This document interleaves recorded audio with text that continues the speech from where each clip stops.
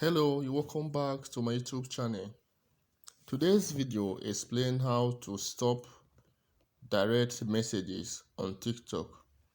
If you want to deactivate direct messages from your followers on TikTok, then this video is for you. Remember to subscribe, like, and don't forget to share if this video is helpful. The first thing you need to do after you open your mobile app is to proceed and you click on the three lines up there. You now click on settings and privacy.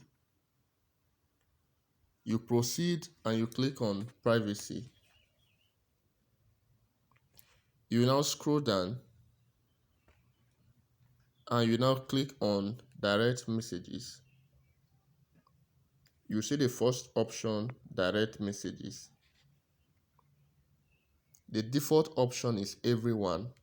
Since you want to prevent others from sending you, even your followers, messages on TikTok, you select no one. You now close. You've succeeded in preventing direct messages on TikTok. Remember to subscribe, like, and share this video. Thank you.